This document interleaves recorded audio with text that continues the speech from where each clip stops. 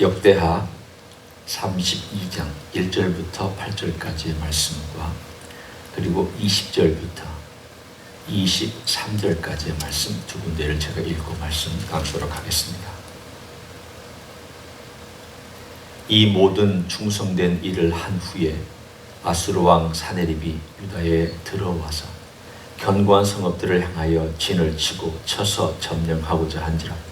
히스기야가 사네립이 예루살렘을 치러 온 것을 보고 그의 방백들과 용사들과 더불어 운운하고 성 밖의 모든 물 근원을 막고자 하며 그들이 돕더라. 이에 백성이 많이 모여 모든 물 근원과 땅으로 흘러가는 시내를 막고 이르되 어찌 아수르 왕들이 와서 많은 물을 얻게 하리요 하고 히스기야가 힘을 내어 무너진 모든 성벽을 보수하되 망대까지 높이 쌓고 또 외성을 쌓고 다윗성에 밀로를 견고하게 하고 무기와 방패를 많이 만들고 군대 지휘관들을 세워 백성을 거느리게 하고 성문 광장에서 자기 앞에 무리를 모으고 말로 위로하여 이르되 너희는 마음을 강하게 하며 담대히 하고 아수르 왕과 그를 따르는 온 무리로 말미암아 두려워하지 말며 놀라지 말라. 우리와 함께 하시는 이가 그와 함께 하는 자보다 크니 그와 함께 하는 자는 육신의 팔이요 우리와 함께 하시는 이는 우리의 하나님 여호와시라. 반드시 우리를 도우시고 우리를 대신하여 싸우시리라 하매 백성이 유다 왕 히스기야의 말로 말미암아 안심하니라. 20절로 넘어갑니다. 이러므로 히스기야 왕이 아모스의 아들 선지자 이사야와 더불어 하늘을 향하여 부르짖어 기도하였더니 여호와께서 한 천사를 보내어 아수르 왕의 진영에서 모든 큰 용사와 대장과 지휘관들을 멸하신지라. 아수르 왕이 낯이 뜨거워 그의 곡으로 돌아갔더니 그의 시내 전에 들어갔을 때에 그의 몸에서 난 자들이 거기서 칼로 죽였더라. 이와 같이 여호와께서 히스기야와 예루살렘 주민을 아수르 왕 사네립의 손과 모든 적국의 손에서 구원하여 내사 사면으로 보호하시며 여러 사람이 예물을 가지고 예루살렘에 와서 여호와께 드리고 또 보물을 유다 왕 히스기야에게 드린지라. 이후부터 히스기야가 모든 나라의 눈에 존귀하게 되었더라. 아멘. 워낙 유명한 사건입니다. 히스기야가 어떻게 그 당대에 가장 강한 강대국을 물리칠 수 있었는가에 대한 이야기입니다. 아수르는 그 전부터도 강대국이었지만 히스기야가 다스리던 때에 특별히 8세기 전체를 통하여서 한 150년 정도 그 전보다 더 강성해졌습니다. 한 나라 역사를 볼 때 좀 강한 때가 있고 약한 때가 있고 아주 강성한 때가 있다 이렇게 친다면 이때 제일 강성해져서 그들이 7세기에 말미까지 그 강성함이 쭉 하고 커갑니다.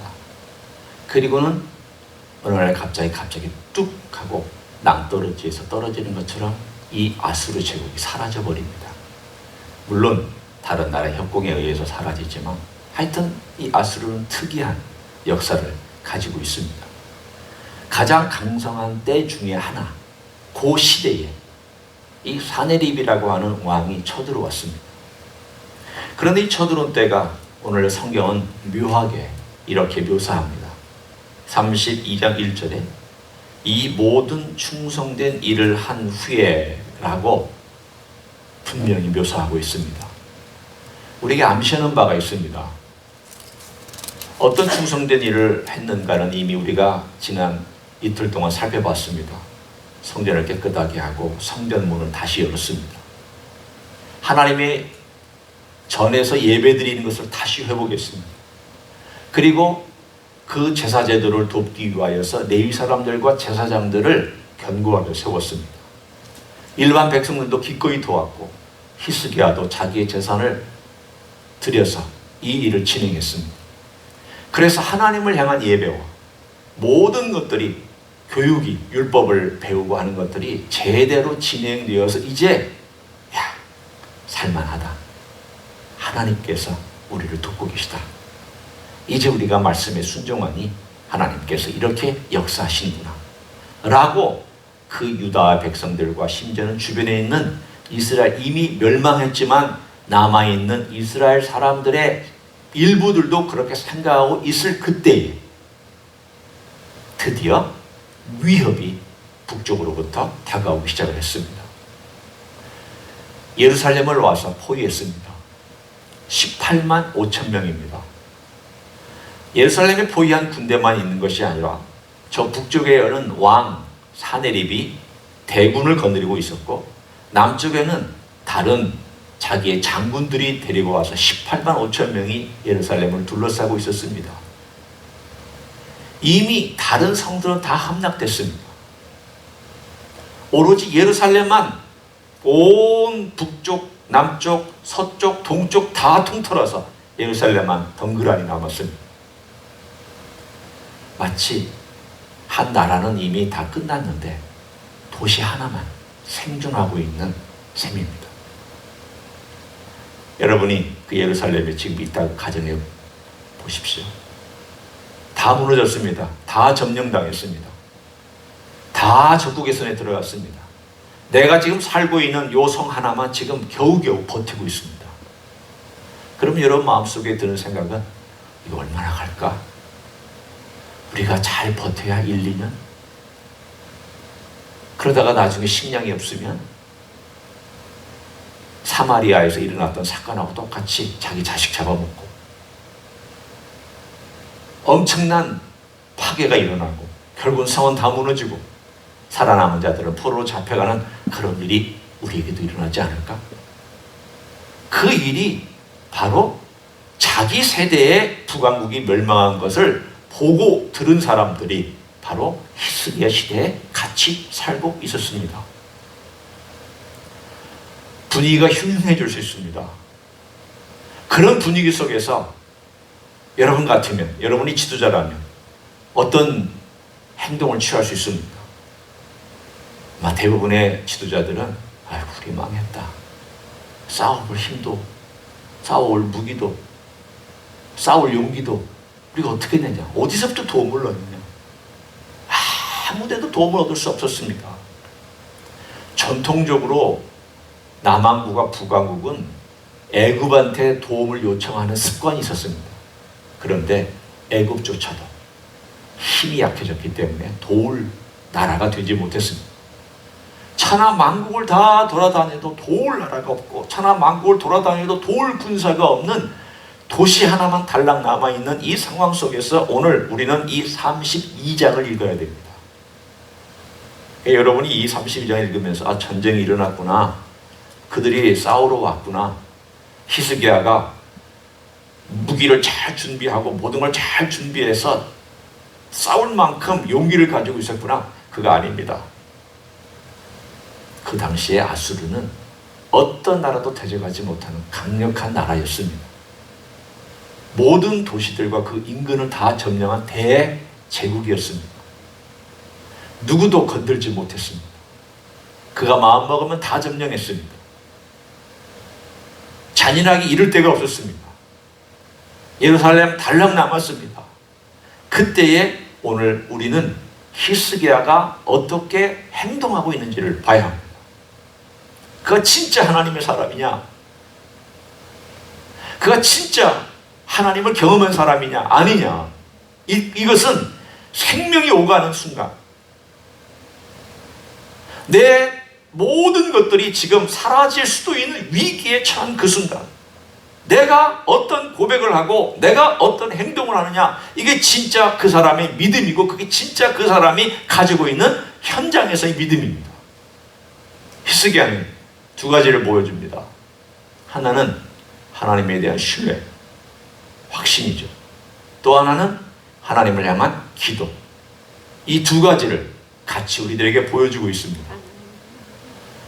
그러면 오늘 우리가 읽은 두 부분이 하나님을 향한 신뢰와 하나님을 향한 기도, 이 두 가지를 보여준 대목입니다. 제가 다시 한번 읽어드립니다. 하나님을 향한 신뢰와 확신이 7절과 8절입니다. 특별히 마지막에 보면 우리와 함께 하시는 이가 그와 함께하는 자보다 크니 크다. 또한 8절에 보면 7절 마지막에 읽었고 8절에 보면 그와 함께하는 자는 육신의 발이 우리와 함께하는 자이는 우리의 하나님 여호와시라 반드시 우리를 도우시고 우리를 대신하여 싸우시리라. 이 확신입니다. 확신은 적어도 세 가지의 근거를 둬야 됩니다. 말씀과 역사와 내 주관적인 경험. 하나님의 말씀, 그리고 인간의 역사 속에서 일어났던 일 뿐만 아니라 내 주관적인 경험 속에서 하나님이 어떤 분인가를 경험한 사람, 하나님이 어떤 분인가를 깨닫고 안 사람은 이 어려운 상황 속에서 이렇게 표현할 수 있습니다. 이 표현의 내용을 잘 보시면 또한 두 가지로 되어 있습니다. 그 두 가지는 하나님이 어떤 분이며 하나님이 어떤 일을 행하시는 분이냐, 두 가지입니다. 하나는 who he is, 하나는 또 하나는 what he does. 하나님이 어떤 분이냐, 하나님이 무슨 일을 행하시느냐, 하나님이 어떤 분이냐에 따른 내용이 첫 번째 등장합니다. 그는 누구보다 크다는 겁니다.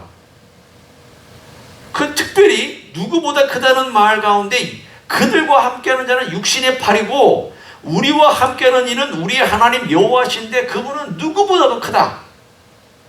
그래서 히스기야는 그것을 분명히 대조에 비교합니다. 뭐라고 비교하고 있습니까?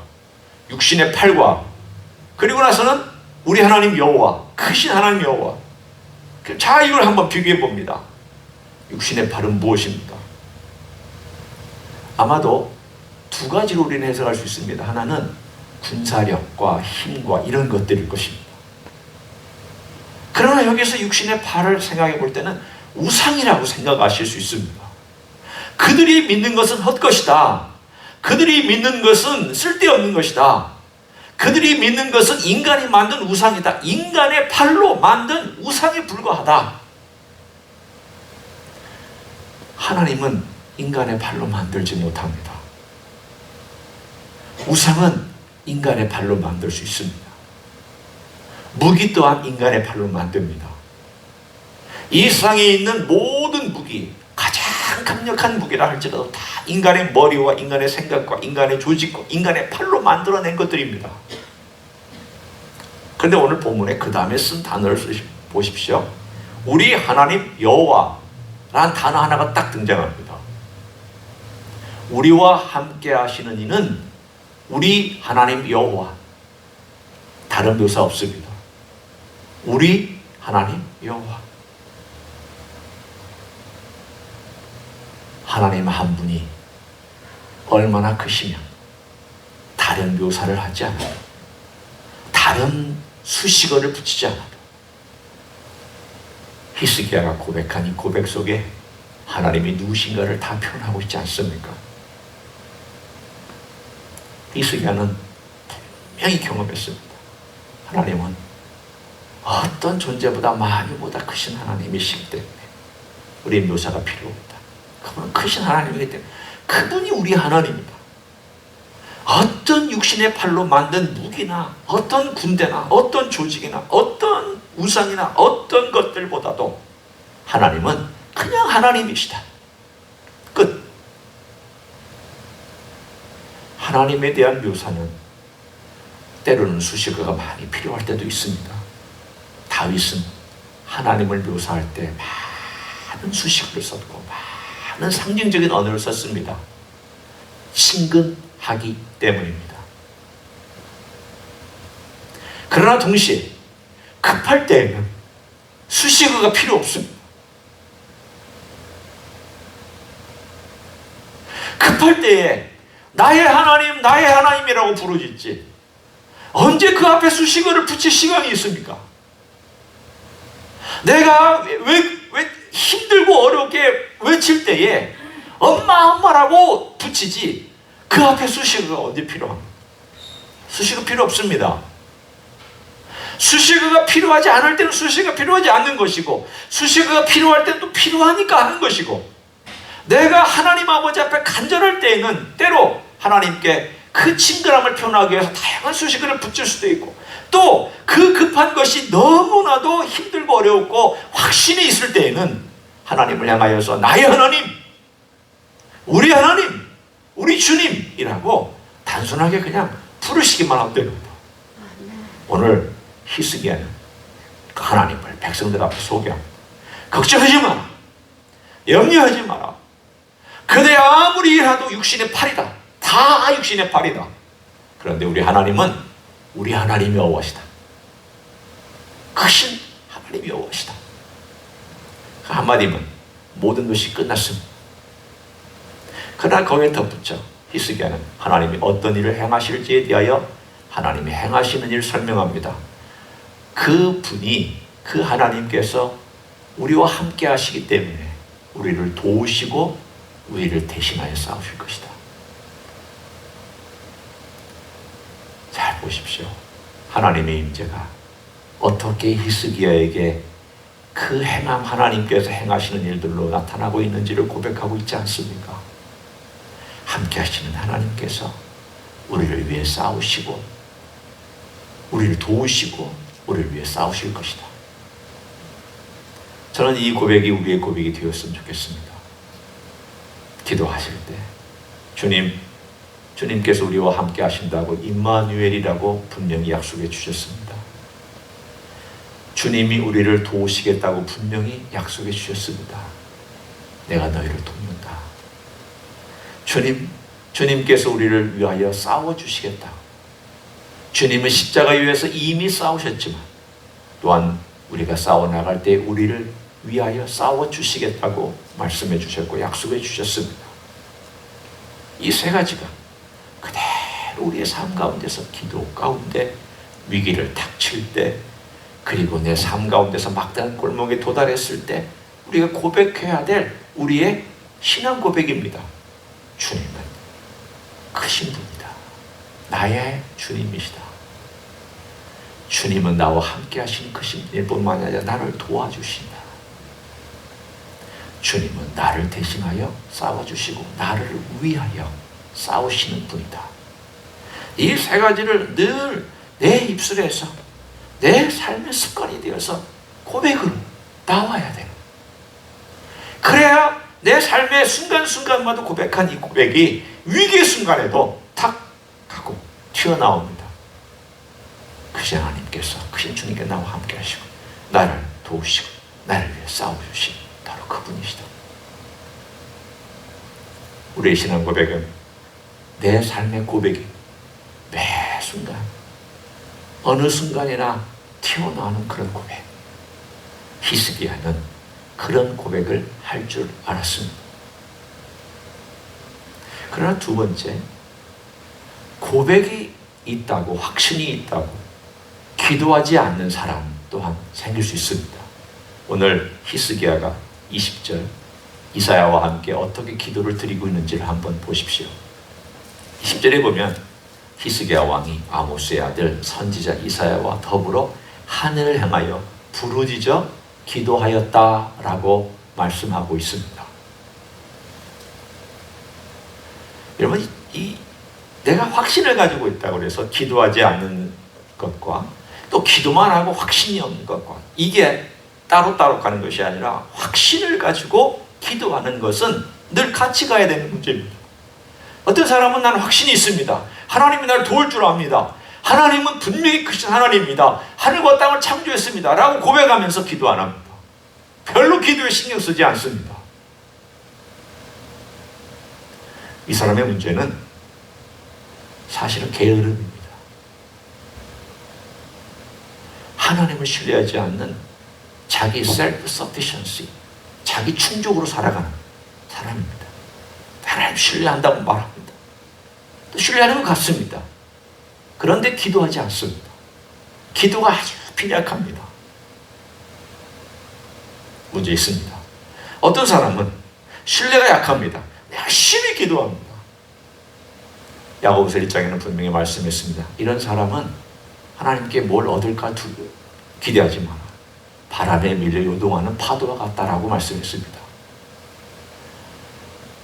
오늘 히스기야는 하나님을 향한 신뢰와 하나님을 향한 믿음이 있었지만 그러나 그는 또한 하나님을 향하여 간절하게 구하고 간구하고 부르짖고 눈물 흘리고 처절하게 하나님께 부르짖었다고. 하늘을 향하여서 그는 정말 온갖 먹지를 행하여 두 손을 들고 그는 몸을 움직이고 소리를 지르고 하나님을 향하여 눈물 흘리면서 모든 에너지를 다 쏟아서 살려달라고. 이사야 선지자도 같이 옆에서 하나님 우리를 구원해달라고, 크신 하나님께서 우리를 불쌍히 여겨달라고 기도했습니다. 참 묘하게 두 사람이 기도했습니다. 다른 성경에 보면 백성들이 함께 기도하는 것도 나옵니다. 여호사밧 시대에는 모든 백성들이 함께 기도했습니다. 그런데 여기에는 두 사람만 기도했습니다. 성경이 다른 것을 묘사하지 않았으니까 또 다른 사람들이 기도했는지 안 했는지는 모릅니다. 그러나 분명한 것은 히스기야가 이사야와 함께 하늘을 향하여 기도했다라고, 아마도 성전에서 하늘을 향하여 기도했을 것입니다. 여러분, 두세 사람이 모인 곳에 내가 거기에 그들과 함께 있느니라. 하나님을 향하여 마음에 중심을 두고 진심으로 기도하는 두세 사람이 모인 곳에 주님께서 함께 하시고 그 기도를 들으시고 주님께서 놀라운 역사를 일으켜 주실 줄로 믿습니다. 여러분의 차이가 큽니다. 여러분이 위치한 기도의 자리가 하늘을 흔들 수 있는 자리입니다. 하나님의 영광의 보좌에 올라가는 엄청난 기도의 능력이 있는 기도입니다. 두 사람이 기도했습니다. 그랬더니 하나님께서 한 천사를 보냈습니다. 18만 5천 명을 하룻밤에 몰살시켰습니다. 하나님 일하시는 분입니다. 하나님의 손이 짧아서 일하시지 못한 것 아닙니다. 하나님의 눈이 멀리 있는 것을 못 봐서 일하시는 분 아닙니다. 그렇게 하나님이 일을 못하신다고 하는 것은 말이 안 되는 일입니다. 하나님은 능히 하실 수 있는 분입니다. 능히 모든 것을 행하실 수 있습니다. 문제는 항상 두 가지가 같이 서야 합니다. 하나님을 신뢰하느냐, 신뢰하는 만큼 기도하느냐. 그러니까 하나님 그분이 누군지를 알고 어떤 일을 행하시는지에 대한 확신이 있느냐, 너 그럼 부르짖고 있느냐. 같이 가야 합니다. 어느 것 하나가 떨어지면 신실한 자여 믿음의 사람이 아닙니다. 이쪽도 안 됩니다. 오늘 우리의 삶 가운데서 우리 하나님께서 히스기야를 통하여서 우리가 이 자리에 나와서 기도하는 사람으로, 그리고 교회를 섬기는 사람으로, 하나님의 나라를 섬기는 사람으로 세워줬다면 우리에게 주님이 요청하시는 것은 이 두 가지가 같이, 그래서 이 마지막 어려운 세대에 홀로 있었던 예루살렘을 구원할 뿐만이 아니라 구원 이후에 하나님께서 그의 이름을 창대하게 하셨더라, 크게 하셨더라. 그리고 유다를 구원하시고 하나님께서 이 모든 역사를 이루셨더라라고 하는 놀라운 칭찬과 영광과 존귀를 얻으시는 여러분 되시기를 예수님의 이름으로 간절히 축원합니다. 기도하시겠습니다. 함께 동성으로 기도하기를 원합니다. 우리에게는 우리 주님이 누구신가, 어떤 일을 행하신가에 대한 분명한 확신과 신뢰가 있어야 할 것입니다. 그러나 또한 우리가 주님을 신뢰한다고 해서 가만히 있는 것이 아니라 열심히 부르짖고 우리 주님을 향하여, 하늘을 향하여 기도하는 그러한 종들이 되어야 할 것입니다. 이 두 가지가 함께 갈 때 기적은 일어납니다. 하나님 개입하여 역사하여 주십니다. 그런 놀라운 역사가 우리의 생애 가운데, 우리 교회 가운데 있기를 원한다고 통성으로 기도하시겠습니다. 하나님 아버지,